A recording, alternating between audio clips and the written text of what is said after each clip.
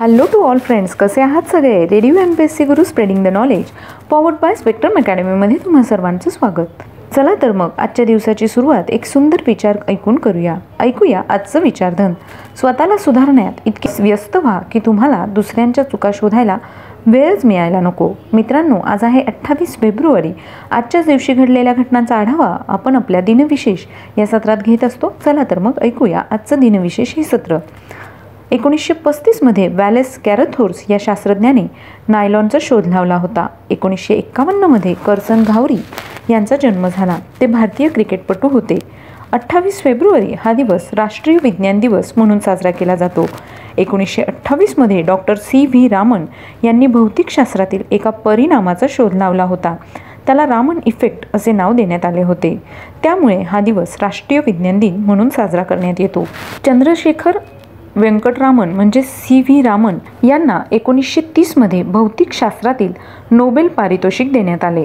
विज्ञानामध्ये पारितोषिक मिळवणारे ते पहिले आशियाई व्यक्ती होते. 1944 मध्ये रवींद्र जैन यांचा जन्म झाला. ते संगीतकार व गीतकार होते. 1922 मध्ये इजिप्तला युनायटेड किंगडमपासून स्वातंत्र्य मिळाले. 1948 मध्ये विदुषी पद्मा तळवलकर यांचा जन्म झाला. त्या ग्वाल्हेर किराणा जयपूर घराण्याच्या ख्याल गायिका होत्या. 1849 मध्ये अमेरिकेच्या पूर्व आणि पश्चिम किनाऱ्यांमध्ये नियमित जहाज सेवा सुरू झाली. न्यूयॉर्कहून निघालेले SS कॅलिफोर्निया हे जहाज 4 महिने 21 दिवसांनी सॅन फ्रान्सिस्कोला पोहोचले. 1897 मध्ये डॉक्टर शंकर दामोदर पेंडसे यांचा जन्म झाला. ते मराठी ग्रंथकार आणि संत साहित्याचे गाढे अभ्यासक होते. पंढरपूर येथे झालेल्या मराठी साहित्य संमेलनाचे ते अध्यक्ष होते. त्यांचा मृत्यू 23 ऑगस्ट 1974 रोजी झाला. 1901 मध्ये लिनस कार्ल पॉर्लिंग यांचा जन्म झाला. ते रसायनशास्त्रज्ञ आणि अण्वस्त्रांच्या विरोधात लढणारे सामाजिक कार्यकर्ते होते. नोबेल पारितोषिकाचे ते 2दा विजेते होते. त्यांना 1954 मध्ये रसायनशास्त्रासाठी तर 1962 मध्ये शांततेसाठी नोबेल पारितोषिक देण्यात आले. त्यांचा मृत्यू 19 ऑगस्ट 1994 रोजी झाला. 1942 मध्ये ब्रायन जोन्स यांचा जन्म झाला. ते द रोलिंग स्टोन्सचे संस्थापक होते. गिटार, हार्मोनियम आणि पियानोचे ते वादक होते.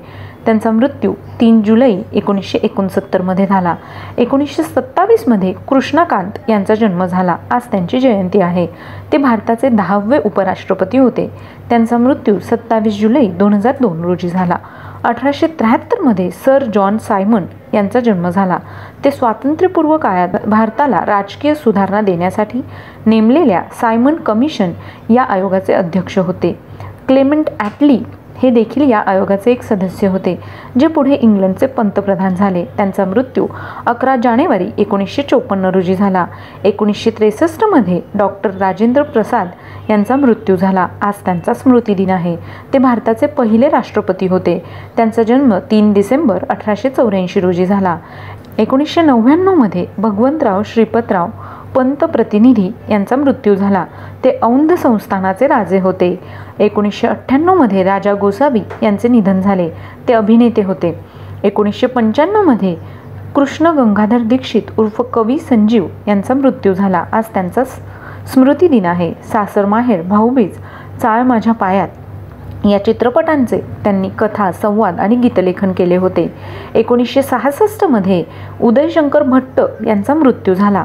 ते आधुनिक हिंदी नाटककार, एकांकिकाकार, कवी आणि कादंबरीकार होते. त्यांनी पंजाब विद्यापीठातून शास्त्री आणि कलकत्ता विद्यापीठातून काव्यतीर्थ ह्या उपाध्या मिळवल्या होत्या. 1936 मध्ये कमला नेहरू यांचा मृत्यू झाला. आज त्यांची पुण्यतिथी आहे. त्या पंडित जवाहरलाल नेहरू यांच्या पत्नी होत्या. त्यांचा जन्म 1 ऑगस्ट 1899 रोजी झाला. 1926 मध्ये स्वातंत्र्यशाहीर गोविंद त्र्यंबक दरेकर उर्फ कवी गोविंद यांचे निधन झाले. लहानपणीच तापामुळे कमरेखालील सर्व अंग लुळे पडून त्यांना कायमचे अपंगत्व आले होते. त्यामुळे त्यांचे शिक्षणही होऊ शकले नाही. कविता मात्र बालपणापासूनच ते करीत असे. स्वातंत्र्यवीर सावरकरांशी निकटचे संबंध आल्यानंतर त्यांच्या कवितेला उत्कट राष्ट्रभक्तीची आणि तीव्र स्वातंत्र्यकांक्षेची दिशा गवसली होती. त्यांचा जन्म 9 फेब्रुवारी 1874 नाशिक ह्या ठिकाणी झाला. तर मित्रांनो, हे होते आजचे दिनविशेष हे सत्र. तुम्हाला आमचं दिनविशेष हे सत्र कसे वाटले ते आम्हाला नक्की कळवा. त्यासाठीच आमचा व्हॉट्सअप क्रमांक आहे 8698869880, म्हणजेच 8698869880. ऐकत रहा radio MPSC Guru, spreading the knowledge, powered by spectrum academy.